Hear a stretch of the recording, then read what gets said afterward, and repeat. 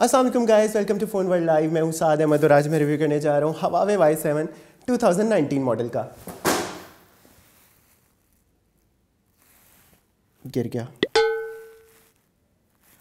डब्बा, फ़ोन तो मेरी जेब में। क्यों हुई?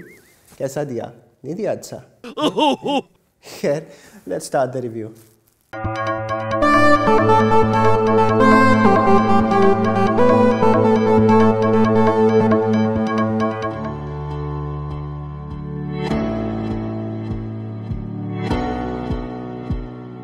So guys, before the review starts मैं आपको बताना चाहता हूँ पर्सनली मैं हवावे की वाई सीरीज़ का काफ़ी बड़ा फ़ैन हूँ, क्योंकि इनकी कंपैरेटिवली प्राइसेस काफ़ी ज़्यादा लो होती हैं बाकी पी सीरीज़ से या मेट सीरीज़ से, और स्पेक्स आपको इस डिवाइस में भी काफ़ी अच्छे मिल जाते हैं। तो रिसेंट भी आप देखेंगे 2018 में 17 में जितनी भी Y7 Y9 डिवाइसेस लॉन्च हुई काफ़ी मज़े की लगी थी मुझे, स्ट्रॉन्ग पावरफुल।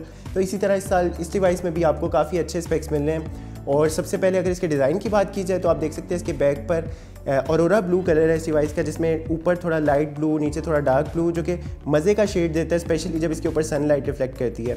बैक पर ही आपको डिवाइस के टॉप पर इसके दो कैमरास मिल रहे हैं, जिनमें से दो लेंसेज हैं, 13 मेगापिक्सल का प्राइमरी लेंस जबकि 2 मेगापिक्सल का इसका डेप्थ सेंसर का लेंस है। बैक पर इसकी फ्लैश लाइट और इसके साथ ही इसका फिंगरप्रिंट का सेंसर अवेलेबल है। टॉप पर डिवाइस की आपको 3.5 mm का ऑडियो जैक मिल रहा है, उसके साथ ही एक सेकेंडरी माइक मिल रहा है जो कि नॉइस कैंसलेशन के फीचर के लिए काम आएगा।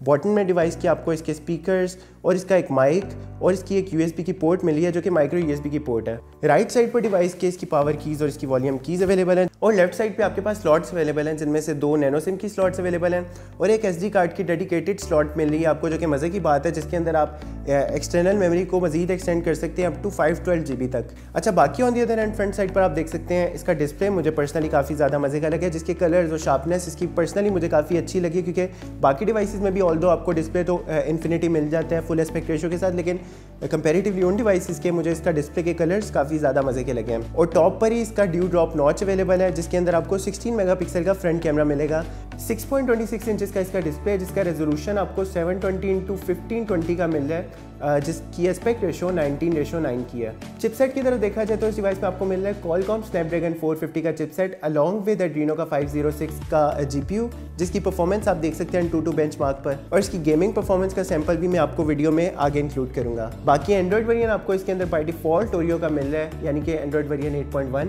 मेमोरी इसके अंदर आपको 3 GB की रैम और 32 GB की इंटरनल मेमोरी मिल रही है, जिसको आप मजीद भी एक्सपेंड कर सकते हैं अप टू 512 GB तक थ्रू माइक्रो SD कार्ड। अच्छा, other than design, gaming, performance, मुझे स्मार्टफोन का कैमरास भी काफ़ी ज़्यादा मज़े के लगे हैं। टोटल 3 कैमराज अवेलेबल हैं, जिनमें से बैक पर आपको 2, बैक पर तो कैमराज मज़े के हैं ही, लेकिन to be honest front camera भी मुझे इसका काफ़ी ज़्यादा मज़े का लगा है। आप सैंपल से अंदाज़ा लगा सकते हैं, क्योंकि कलर्स इसने काफ़ी मज़े के काफ़ी अच्छे बैलेंस किए हैं, कलर और शार्पनेस काफ़ी ज़्यादा अच्छी है। और बैक कैमरा भी आप देख सकते हैं, बैक कैमरा की कलर्स क्वालिटी भी काफ़ी ज़्यादा अच्छी है, काफ़ी अच्छी डिटेलिंग है, और स्पेशली बैक कैमरा क्योंकि AI सपोर्ट करते हैं, तो AI के थ्रू आप काफ़ी अच्छी फोटोग्राफी भी कर सकते हैं।